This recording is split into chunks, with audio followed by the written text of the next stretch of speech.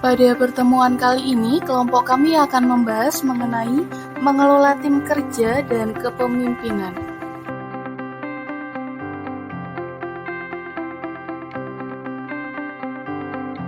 Dengan anggota kelompok Olin Suftani, Rizka Wahyu, dan Serindia. Apa artinya menjadi manajer saat ini?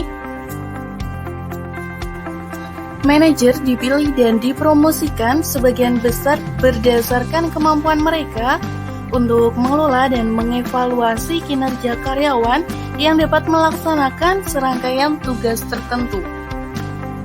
Dalam 5 tahun terakhir, eksekutif SDM mulai merekrut dan mengembangkan manajer yang siap menjadi pelatih dan guru yang hebat. Terdapat 3 tren transformatif yang mengganggu menantang definisi tradisional tentang peran manajer. Yang pertama ada normalisasi kerja jarak jauh. Yang kedua ada otomatisasi atau akselerasi dalam penggunaan teknologi untuk mengelola karyawan. Dan yang ketiga, perubahan harapan karyawan.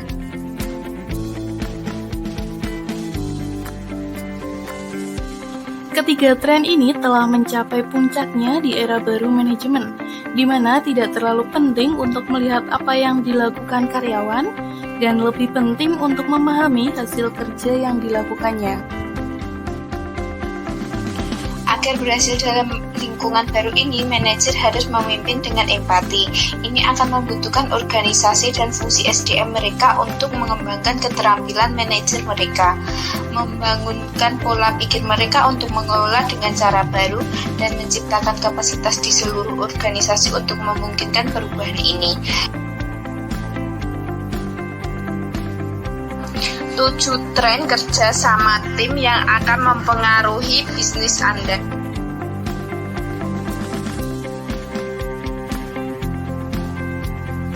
Satu, kantor yang semakin terdistribusi. Distribusi di sini artinya adanya pembagian didorong oleh keinginan untuk mengurangi biaya tenaga kerja, maka perusahaan memilih untuk mengurangi jumlah karyawan karena lebih murah, lebih nyaman, dan bisa dibilang lebih baik mengalihdayakan pekerjaan ke penyedia layanan dan pekerja lepas. Outsourcing berarti bahwa hari ini perusahaan terdiri dari karyawan, pemasok, kontraktor, dan klien yang akan berlokasi di seluruh dunia. 2. Meningkatkan pentingnya kolaborasi lintas fungsional. Kolaborasi lintas fungsional adalah ketika sekelompok orang, masing-masing dengan keahlian yang berbeda, bekerja sama untuk mencapai tujuan bersama. Ini bisa sesederhana sekelompok orang yang di beberapa departemen yang bekerja sama untuk memberikan proyek bersama. 3. Budaya tim telah berubah. 1. Penyedia layanan kerja jarak jauh dan outsourcing telah menunjukkan bahwa tim dapat bekerja sama secara virtual dan berhasil.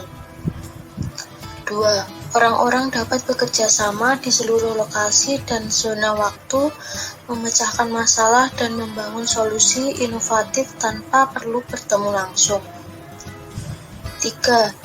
Dengan 86% karyawan melaporkan bahwa mereka lebih produktif saat bekerja sendiri.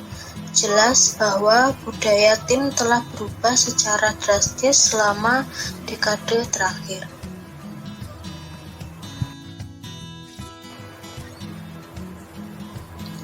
4. Semakin beragamnya teknologi kolaborasi. Perubahan dalam struktur bisnis berarti bahwa gaya manajemen, praktik kerja, dan kolaborasi, serta teknologi komunikasi telah berkembang dalam upaya untuk mengikutinya. Munculnya kolaborasi lintas fungsi dan kantor terdistribusi dicerminkan dengan peningkatan teknologi kolaborasi untuk tim. 5. Semakin banyak alat komunikasi.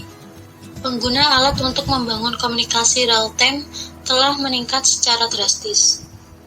Ini termasuk integrasi layanan obrolan, telepon, video, pesan instan, sistem komentar, dan sebagainya. 6. Tim agile dan metodologi. Secara tradisional, Metodologi tangkas telah menjadi ruang kemudi bagi lembaga dan Departemen Teknologi dan Pengembangan. Agile adalah sebuah proses yang membantu tim memberikan tanggapan terhadap umpan balik pada suatu proyek. 7. Perusahaan memikirkan kembali tinjauan kinerja tradisional. Tinjauan tahunan cenderung berfokus terutama pada penghargaan atau hukuman finansial untuk pekerjaan bersejarah.